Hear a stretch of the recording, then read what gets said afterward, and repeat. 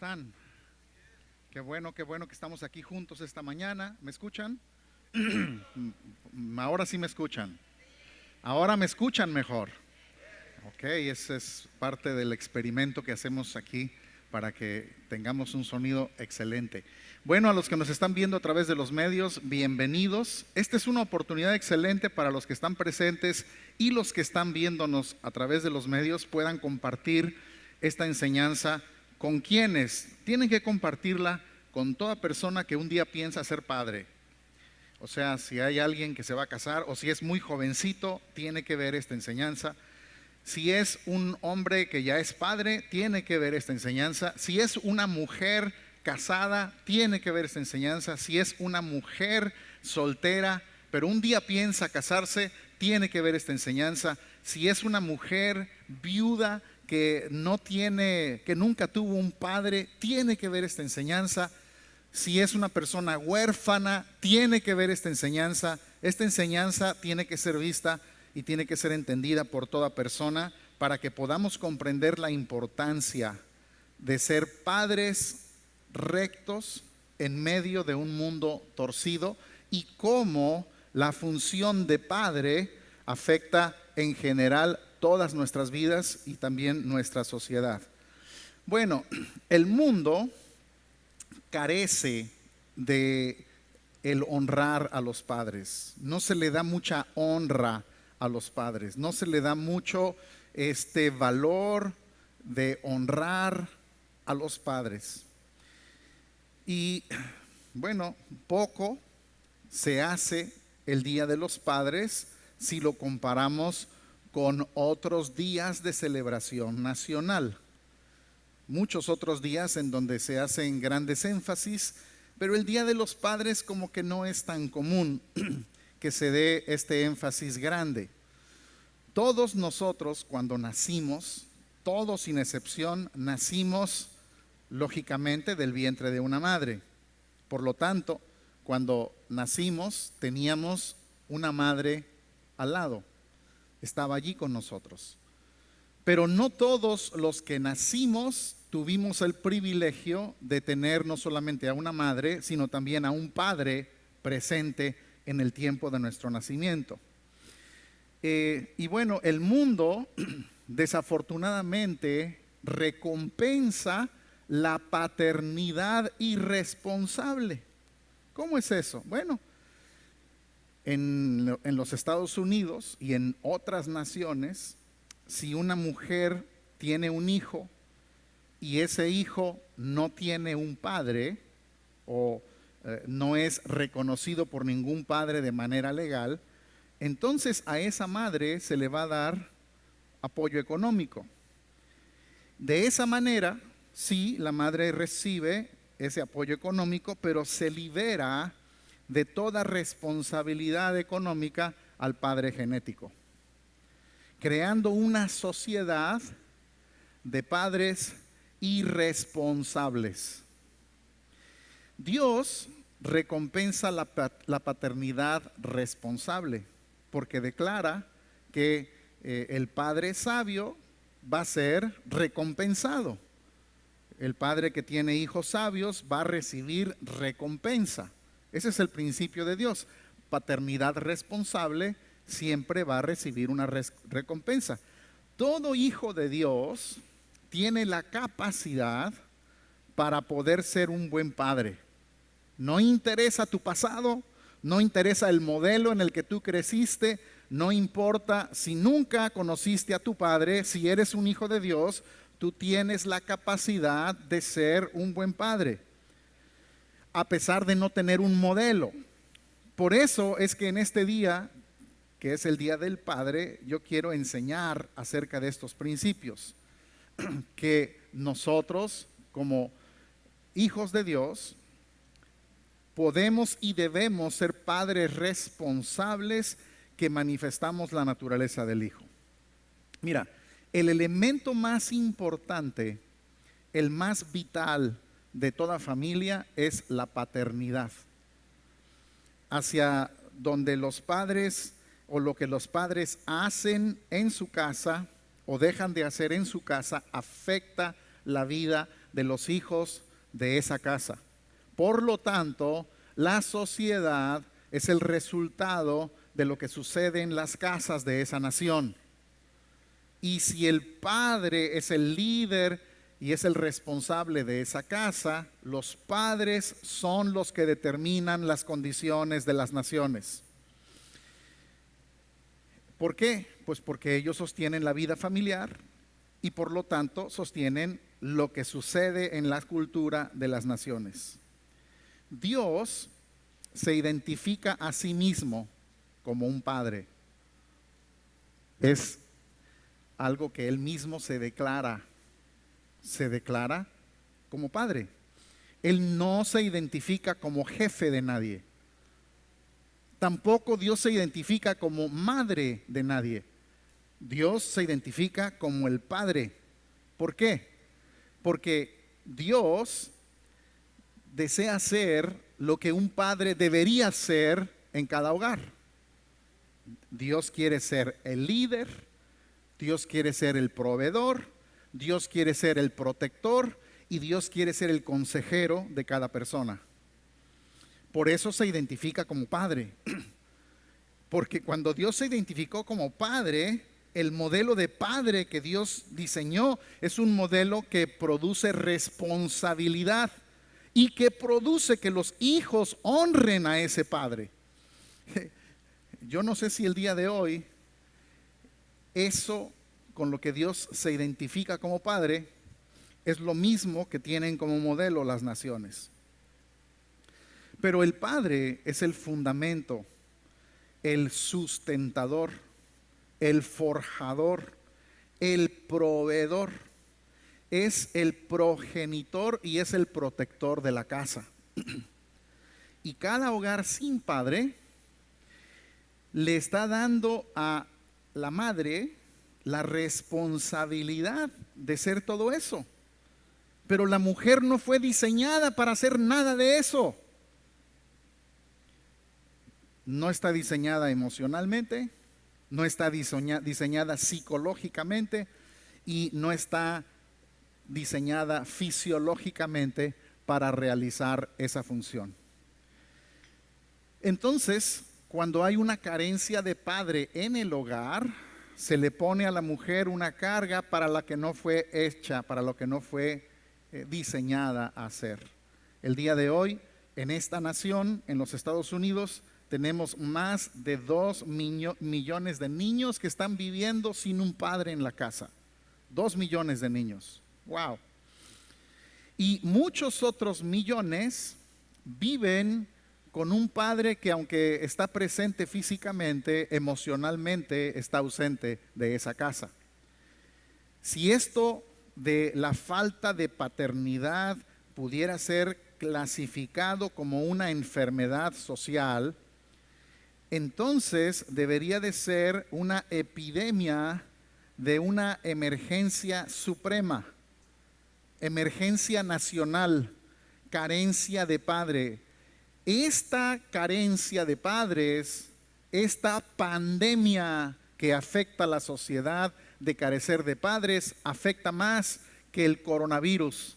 Produce más daño social y económico que el que produce esta pandemia en la que todavía estamos tratando de salir de ella, la física, la del COVID. Pero la pandemia de falta de padres produce daños más graves en nuestra sociedad. Yo quiero hablarte de un principio importante, algo que Dios le habla a los hombres en un principio eterno, aunque está en la ley, en el libro de Éxodos, en el capítulo 20, que dice en el verso 12, honra a tu padre y a tu madre para que tus días se alarguen. Ahora, este principio de honrar al padre es un principio universal, es para todo tiempo, es para toda cultura, es para todas las lenguas, es para todo el tiempo. Pero ¿cómo se puede honrar a un padre al que alguien nunca conoció? Hay personas que nunca han podido honrar a su padre porque ni siquiera saben quién es su padre. O si saben quién es su padre, no lo conocen, no han tenido oportunidad de hacerlo. Es una deshonra para la hombría de un hombre o de un padre abandonar a su hijo. Es una deshonra a su hombría, y de eso quiero hablar. Quiero hablar hoy de la hombría. En otras palabras, en palabras más coloquiales, el que abandona a sus hijos es muy poco hombre. Yo sé que es el Día del Padre, vamos a hablar cosas positivas acerca de los padres, pero también necesitamos hablar verdades. Si una madre abandona a un hijo, eso es una noticia internacional. Una madre abandonó a su hijo en el hospital. No, esa madre es juzgada por abandonar a su hijo. La ley la juzga. ¿Cuántos padres son juzgados por abandonar a sus hijos? ¿Has escuchado alguna vez una noticia que es una gran noticia nacional que un padre abandonó a sus hijos? No. No, porque tristemente, parece que nadie se inmuta cuando un padre abandona a sus hijos. La sociedad parece verlo como parte de la vida.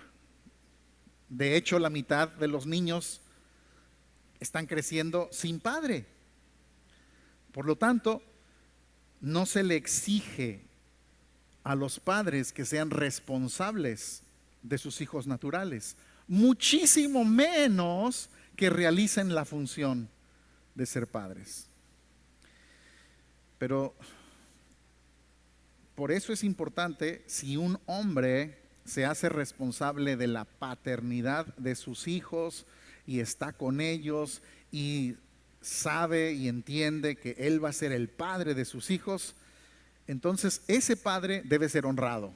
Y aquí presentes y también a través de los medios, yo sé que hay muchos padres que deben ser honrados porque están realizando la función de ser padres. Demos un aplauso a cada padre.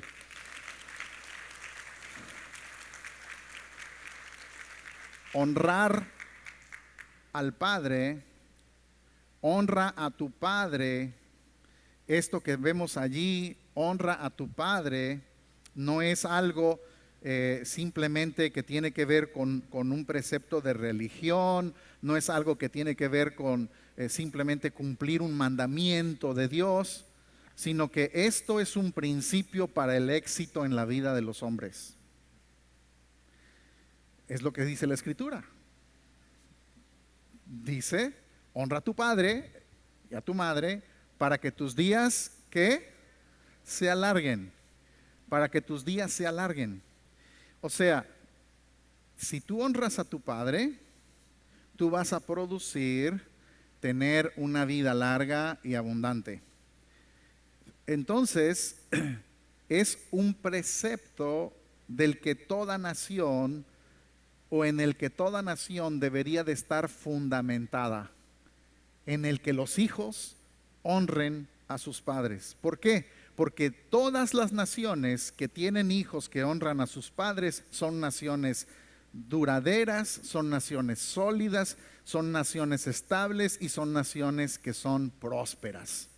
Esto es un principio. Tú ve la historia de familiar en las naciones, donde hay sociedades que honran a sus padres, vas a ver sociedades más sólidas. Y dice este pasaje, para que tus días se alarguen en la tierra. Y uno dice, bueno, sí, para que vivas hasta ser un viejito. No se trata nada más de vivir mucho tiempo. No se refiere a solamente muchos años en número, sino que tus días sean largos en el sentido de abundantes. Que tus días sean enriquecidos, que tus días sean días plenos, que tus días sean días de contentamiento, que tus días sean días de disfrute. Honra a tu padre y el resultado es que tus días en la tierra van a ser días disfrutables, abundantes y de prosperidad. En Costa Rica hay una expresión que dicen mucho ellos, que es pura vida. Y si hay ticos aquí o viéndonos por ahí, sabrán lo que digo, esa expresión pura vida. Pues honra a tu padre para que tengas pura vida en tus días en la tierra donde el Señor te lleva. No importa en dónde estás, no importa si es en los Estados Unidos, Centroamérica, Sudamérica, Europa o en Asia, honra a tu padre y tus días van a ser prosperados, van a ser abundantes. Hey, pero eso es Antiguo Testamento. Sí, es Antiguo Testamento, pero no es Antiguo Pacto. No todo lo que está allá escrito no tiene relevancia al presente. Hay principios que son eternos. Este es un principio que fue pasado, es un principio que es presente y es un principio que es futuro, porque habla de un estilo de vida en la sociedad donde lo normal es que haya hijos que están honrando a sus padres y donde haya padres que son honrados por sus hijos. Es una vida familiar natural, es lo que debería de ser el modelo de cada hogar, saludable, sano, en donde hay hijos que honran a los padres y padres que son honrados por los hijos. Si un padre no le da la oportunidad a un hijo de que se le honre, le está quitando una posibilidad de tener una vida larga y abundante. Todo hijo que es abandonado por el padre le está quitando la oportunidad a ese hijo de poder honrar a su padre. Y ese padre está perdiendo una de las cosas más importantes de la hombría, que es el ser responsable de sus actos. Segundo punto que quiero hablar es que una nación sin padres siempre será una nación en crisis. Cualquier nación que no tiene una base de padres responsables que identifican a sus hijos, que los enseñan, que los aconsejan, que conviven con ellos, que los forman, que los educan, entonces esa sociedad va a terminar perdida y con muchos problemas sociales. La problemática social más grande que nosotros tenemos en esta nación, y me temo también que en muchas otras naciones, no es la pandemia del COVID. No es eso. No es la economía. No es el cambio de gobierno. No es el cambio climático. No es el crimen. Tampoco es la adicción a las drogas. El problema más grande que tiene esta nación es una sociedad donde un gran porcentaje de niños crece sin padre. Este problema de la carencia de padres debe ser visto como un gran problema. La solución más clara al crimen, la solución a las adicciones, la solución a la deserción escolar, al suicidio juvenil, todo esto, la solución es una paternidad que está basada en los principios de la Escritura. Pregúntale a las personas en las cárceles. Preguntémoslos a las personas que viven en la calle. Pregúntale a los drogadictos, a los alcohólicos. Pregúntale a las personas que viven del negocio de la prostitución. Pregúntale a los que trafican. Pregúntales cómo era la relación con su padre. La gran mayoría te va a responder de la misma manera. No lo conocí, o mi relación fue terrible. El problema principal de esta y de muchísimas naciones es una carencia de paternidad efectiva. Si nosotros podemos levantar una nación que honre a los padres y que haya padres que sean responsables de la crianza de sus hijos, entonces nosotros podemos ver una nación con mucho menos problemas sociales. Este mundo está en una gran necesidad de varones no que tengan la capacidad de reproducción con sus genes. No, eso es bien fácil. Eso cualquier hombre, cualquier varón lo puede hacer. Pero este mundo tiene la necesidad de hombres que tengan hombría, que es la cualidad distintiva del carácter del sexo masculino. Hay muchos hombres que no tienen hombría.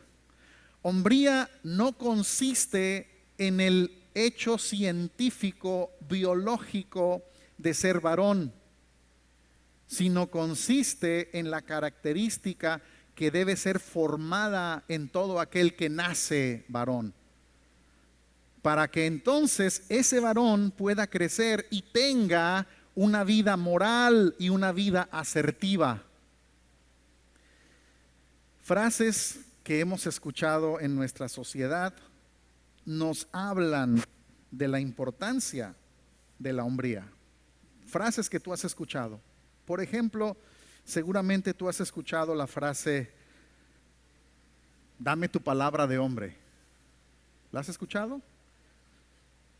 Eso habla de hombría, o sea, háblame de tu palabra no como ser humano, sino de las características morales que debería de tener todo aquel que dice que es hombre. Dame tu palabra de hombre. O bien, hablemos de hombre a hombre. O bien la expresión póngase los pantalones. O sea, actúa con responsabilidad. Y una expresión del vulgo que dicen, hazlo, pero hazlo con producto de gallina. Son expresiones que están hablando de la hombría, no de algo físico, sino de actuar como debería de actuar todo aquel que tiene un carácter moral. ¿Cuáles son las características de la hombría? Quiero mencionarte algunas. La primera es ser proveedor. Y Pablo dice que cualquiera que no provee para su familia, dice, eso es peor que un incrédulo. Por lo tanto, una de las características importantísimas de la hombría es un hombre que aprende, que se siente orgulloso y que se convierte en el proveedor de su casa. Ahora, qué bueno que Pablo lo dijo, no lo dije yo, pero Pablo dice, y creo que Pablo conocía de sabiduría espiritual, él dice que si un hombre no es capaz de poder proveer las necesidades de su casa, es peor que un incrédulo. Segunda característica de la hombría es tenacidad. O sea, esto habla de el hombre, el varón, tener la habilidad de persistir en medio de toda situación difícil. Tenacidad tiene que ver con la capacidad de resistir presiones que la mujer necesariamente no las tiene. Presiones que física, emocional y espiritualmente el varón tiene la capacidad de resistir. Resiliencia. Entonces, parte de la hombría es tener esta tenacidad, seguir adelante. Si te caes, te vuelves a levantar. Persistencia. Tercera característica de la hombría es el liderazgo. Todo hombre varón nació con la necesidad y con la habilidad de ser un líder. Por eso también el consejo de la Escritura, el consejo de Pablo es que aquellos hombres que son líderes en la iglesia, dice, alto, primero que gobierne bien su casa, que sea un líder en su casa, porque si no es un líder en su casa, no puede ser un líder tampoco en la iglesia. Por lo tanto, esta capacidad de liderazgo es inherente al hombre y se desarrolla con la hombría. Toda persona, todo varón quiere ser líder, en diferentes aspectos. Así fuimos diseñados por Dios. Esas son las palabras que Dios le dio a Adán cuando lo creó. Estas palabras que diseñó para su diseño de creación tienen que ver con liderazgo. Y no es otra cosa que específicamente en Adán la hombría. Una capacidad específica del sexo varón. Otra es competitividad. El varón y todos los que tienen hijos e hijas saben la gran diferencia que hay en el comportamiento de ambos. El varón siempre quiere estar compitiendo. El hombre nació para competir. Siempre quiere superar. Por eso los deportes y las actividades de niños y niñas son tan diferentes. Parte de la hombría es esta capacidad y esta característica del hombre de ser competente, de competir en lo que hace. Otra característica de la hombría es amor paterno. No es solamente ser padre. Ser padre, eso cualquiera lo hace. Pero amor hacia los hijos, ese amor que solamente los padres pueden manifestar y que es un amor diferente al amor de la madre. Las expresiones de amor de la madre son diferentes a las expresiones de amor del padre. Por lo tanto, parte de esta hombría es esa característica, esas expresiones, ese diseño de amor del padre que es manifestado hacia la vida de los hijos. Amar como un padre puede amar. Si un hombre no ama a sus hijos, carece de hombría. Hay muchos hombres que se jactan. No, hombre, no, es que mi abuelo era un gran hombre y tenía un hijo por allá y tuvo hijos acá y tuvo hijos por allá. No, hombre, tuvo como 50 hijos por todas partes. No, hombre, era un gran hombre. No tenía hombría. El verdadero hombre reconoce, ama a sus hijos y es el responsable de sus vidas. Yo sé que algunos quizás no dirán amén, pero los que estamos aquí presentes decimos así sea.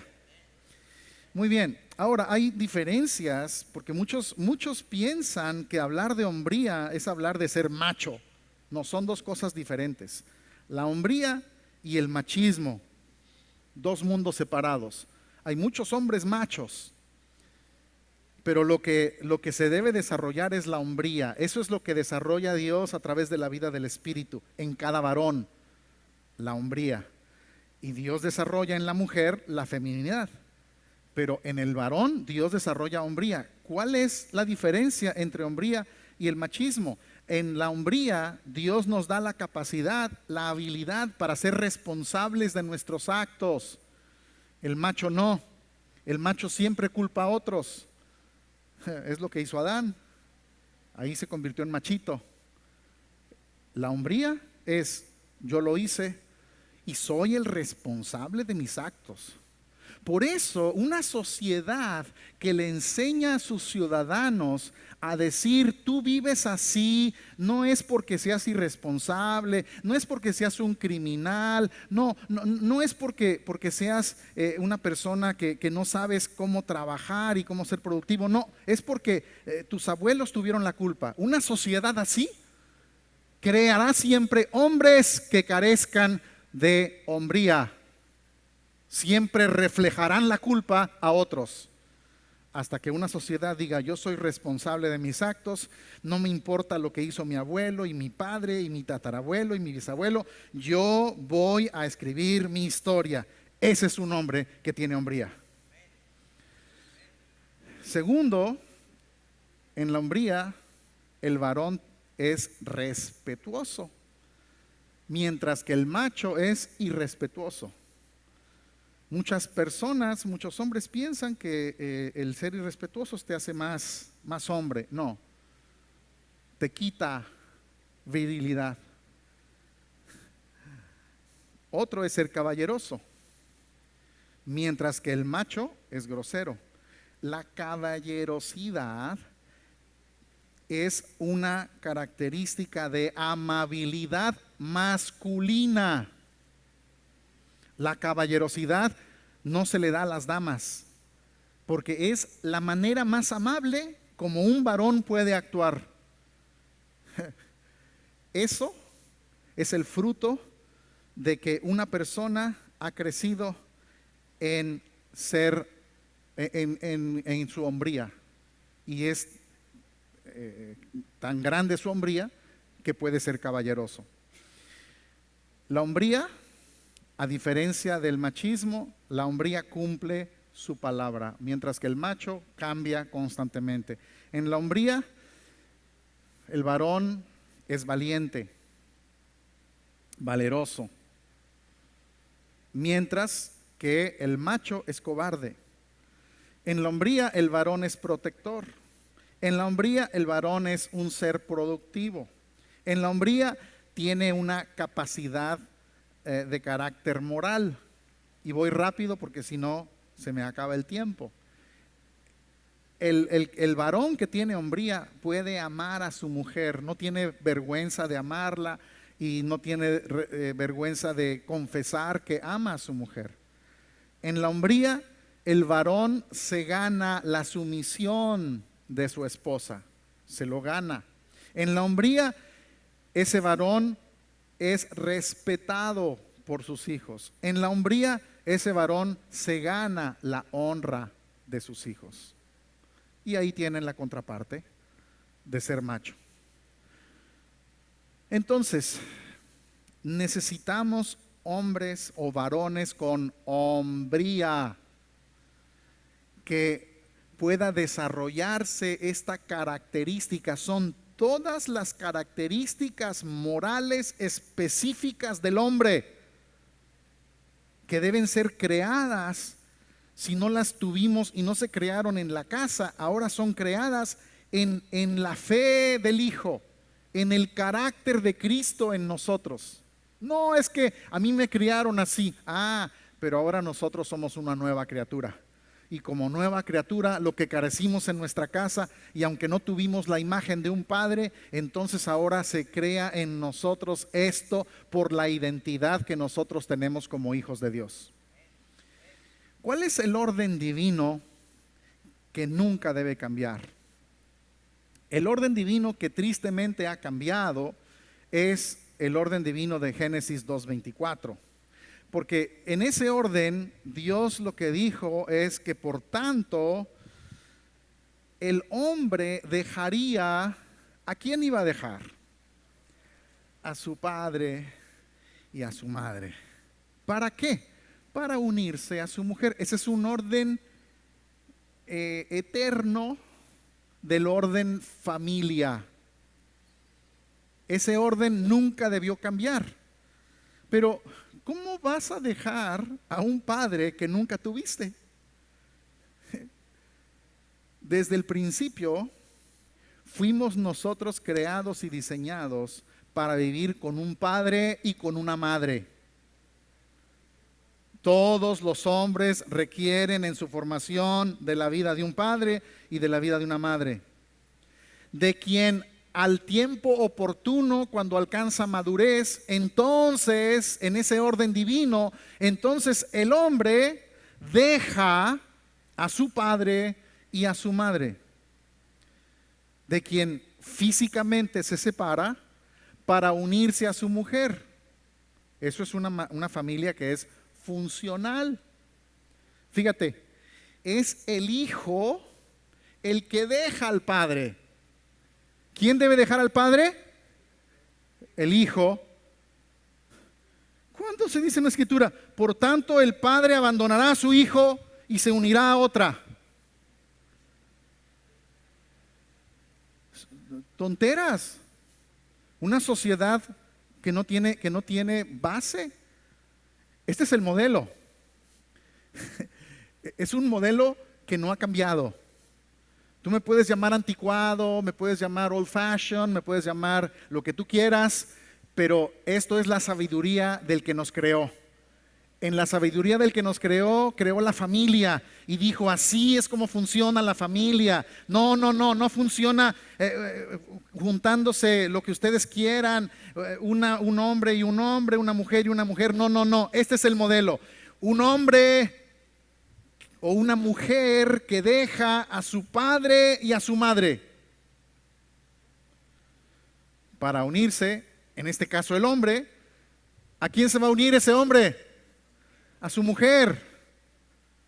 No se va a unir a una vaca, se va a unir a su mujer.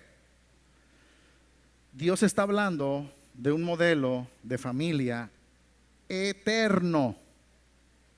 Y nosotros, si dejáramos de querer ser tan sabios para producir leyes que produzcan justicia social y entendiéramos que la única justicia es la que proviene de Él, entonces entenderíamos que ese es el único modelo que puede producir justicia en las naciones, el modelo divino. Ahora, se me va el tiempo. Jesús es el modelo de nueva creación, o es el modelo de hombre, pero Jesús es el modelo de hijo. Y Jesús nos modeló cómo el Padre debe afectar la vida del hijo. Primero, ¿qué fue lo que adquirió Jesús de su Padre? Y esto es lo que cada persona debería de adquirir de su Padre. Primero, adquirió su identidad. Mi Padre y yo somos uno. Mi Padre y yo somos uno. Todo hijo debe tener un padre del cual reciben identidad. Este modelo de Jesús como hijo, tenemos que entender que no solamente es el modelo de Jesús como hijo, sino es el modelo de Jesús, lo que Él dice acerca del Padre. Porque lo que Él dice acerca del Padre debe ser una verdad de todo padre. Por lo tanto, la identidad de cada hijo debe proceder de su padre. Todo hijo debería desear de ser como su padre. Pero ¿de dónde sacan hoy la identidad los hijos, los jóvenes, las señoritas? Quieren ser como Bad Bunny, como Maradona, como LeBron James. Wow, sí, queremos ser así, como Juan Gabriel, o no sé, dependiendo. Cada quien toma sus modelos, ¿no? Dependiendo de hacia dónde van las olas. Cada quien toma sus propios modelos. Pero Jesús dijo, no, mi Padre y yo somos uno. Lo que Él es, yo soy. Yo quiero ser lo que mi Padre es. No. Él no estaba siguiendo el modelo del César. Él no estaba siguiendo el modelo de ser como uno de los políticos, ni de los que ganaban las Olimpiadas. Él decía, yo quiero ser como mi Padre. Y todo hombre debería ambicionar ser como su Padre. Identidad. Lo segundo, productividad. La productividad de Jesús provino del Padre. Él dijo, yo les he mostrado las obras del Padre. Él dijo, yo vine para hacer las obras del Padre. Productividad, obras, trabajo, función. Tus hijos te han visto como un trabajador. Te han visto productivo, te han visto proveedor.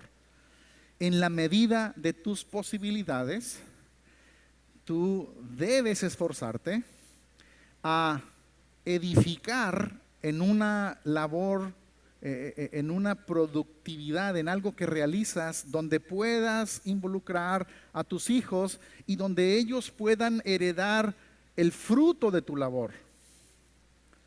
La mayoría de los judíos, yo no endioso a los judíos, ni digo que son la nación de Dios. La nación de Dios se llama la eclesía, la iglesia, pero la mayoría de los judíos nacionales, cuando comienzan a trabajar, comienzan en los negocios de sus padres. Heredan las empresas de sus padres de una manera multigeneracional. No es porque sean el pueblo de Dios, sino porque ellos han sido enseñados en principios eternos que practican durante toda la vida. Ellos practican principios escriturales de productividad, que les da resultado porque se basan en principios eternos. La mayoría de nosotros no pensamos así. Nos enseñaron a pensar de manera diferente. Nos enseñaron a pensar que cada uno se rasque con sus propias uñas.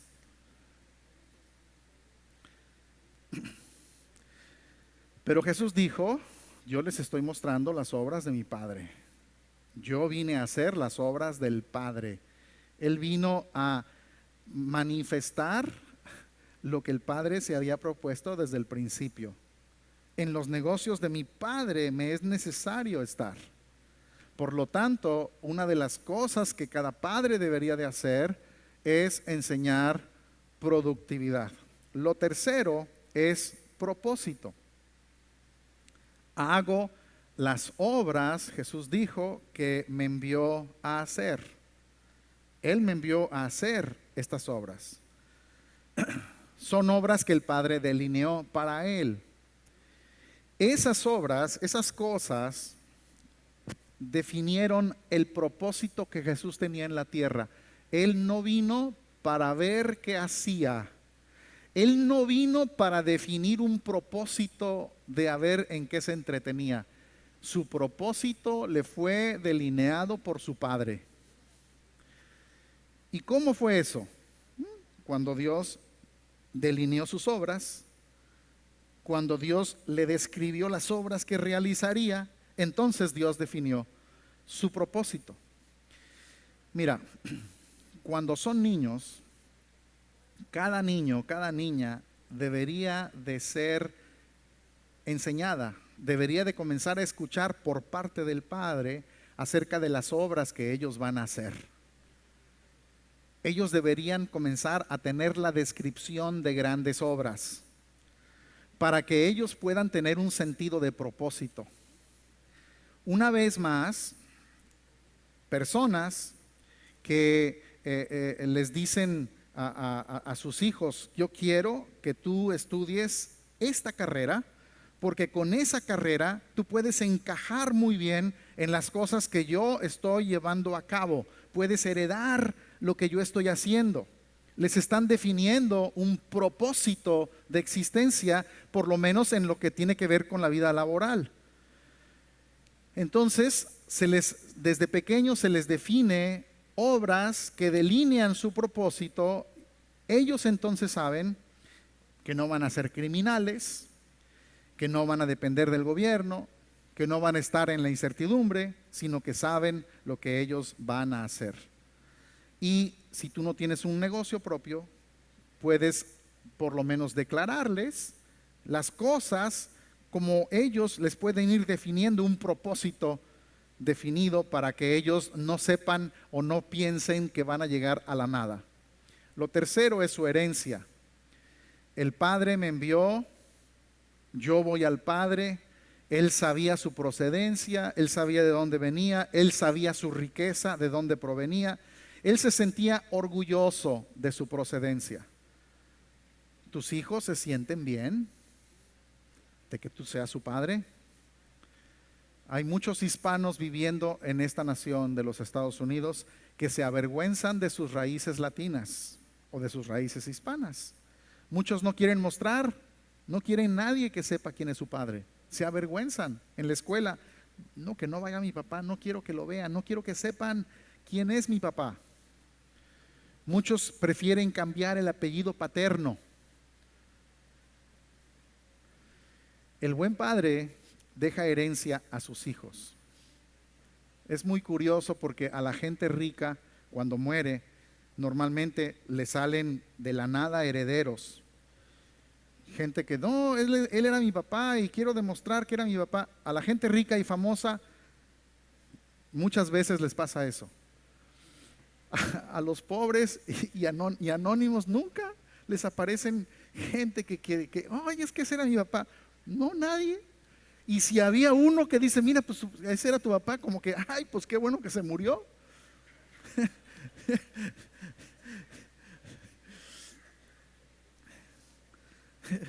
Porque no tiene nada que heredar. En la medida de tus responsabilidades, de tus posibilidades, lo que tienes que hacer es produce, dales, herédales a tus hijos un beneficio financiero. No tengo mucho tiempo para hablar, hubiera sido bueno hablar más de esto, pero no puedo. Lo quinto es que Jesús recibió también su reputación. Él dijo, si ustedes conocieran al Padre, me conocieran a mí.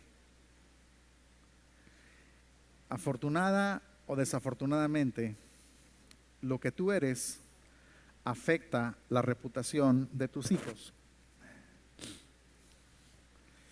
Yo muchas veces, años atrás, sobre todo en mi juventud, utilicé el nombre de mi padre para obtener ciertos beneficios.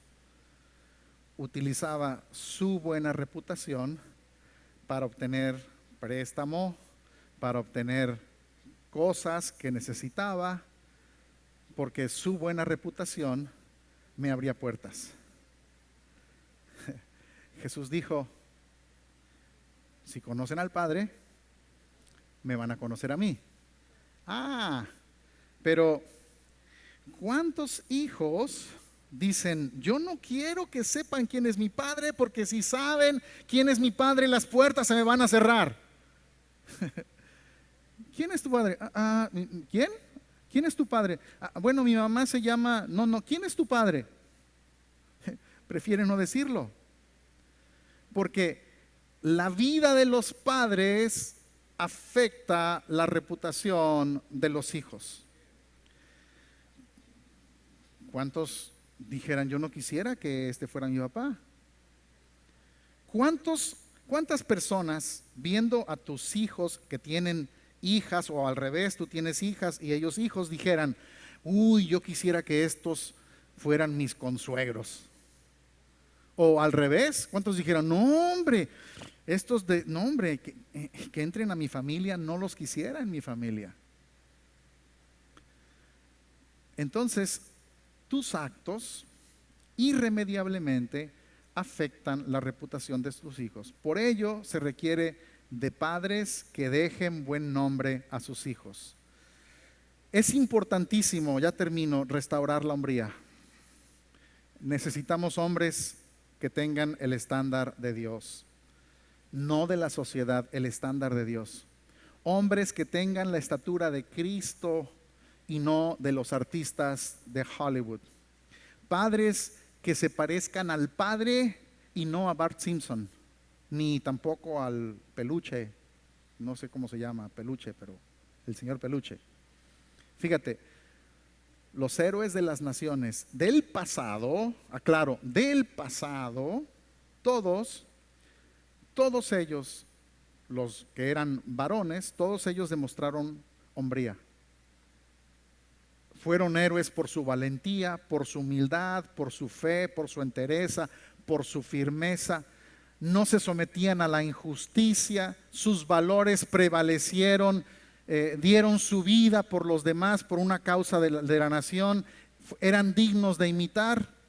Los héroes del presente, los héroes del presente, señores, son criminales, sin carácter moral, orgullosos, no se someten a nadie, ateos, afeminados, sin valores morales y sin dignidad.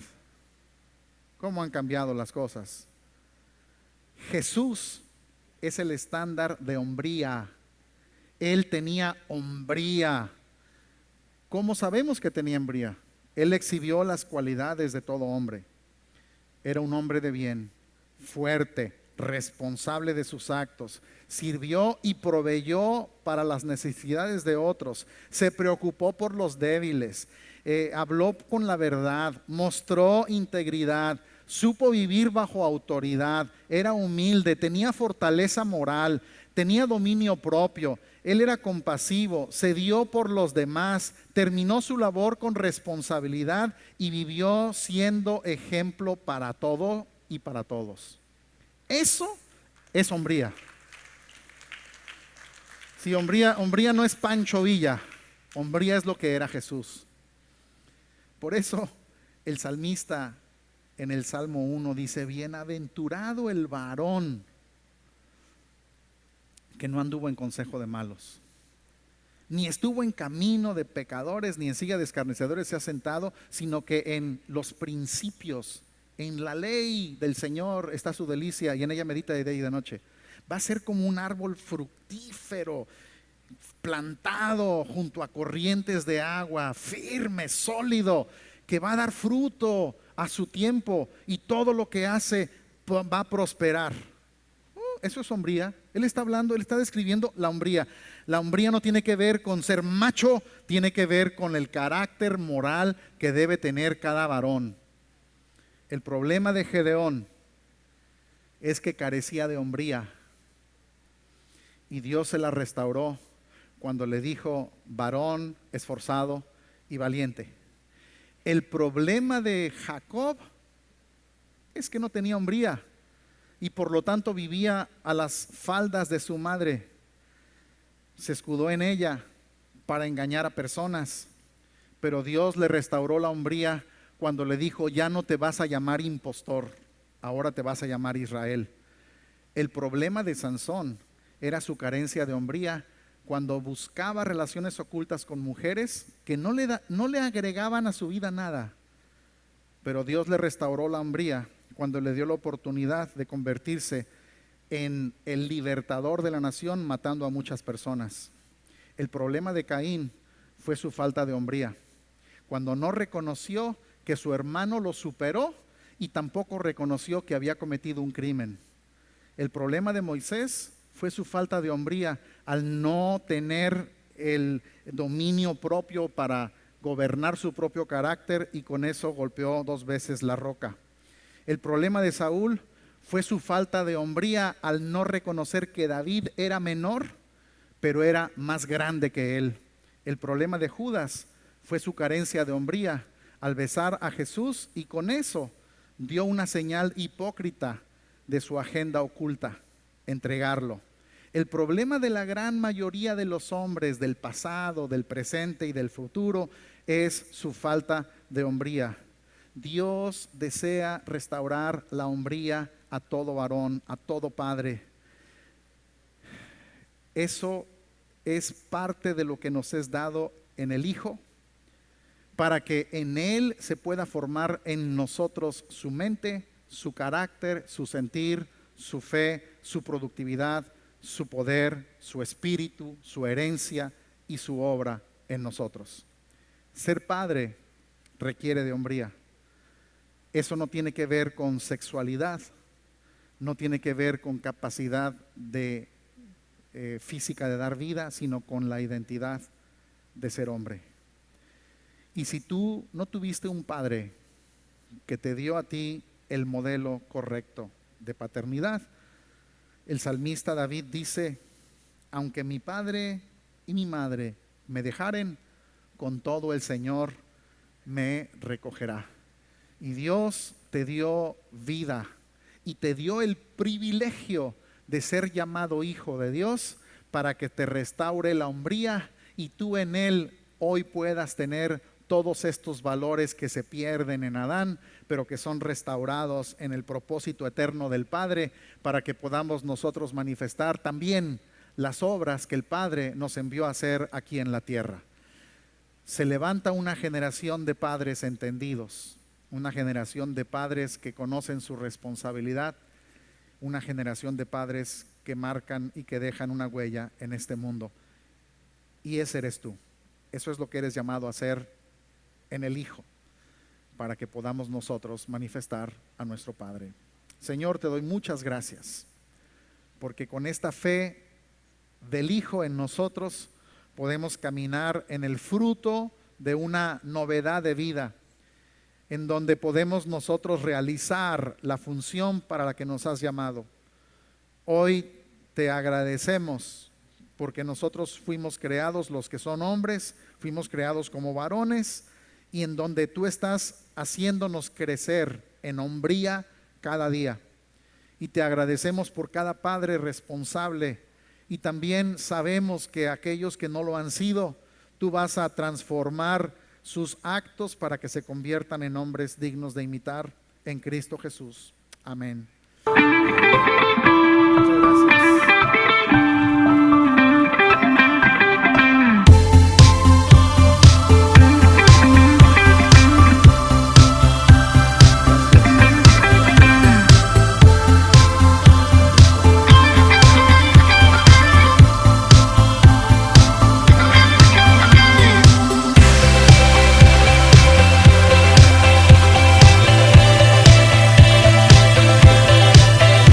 Nueva.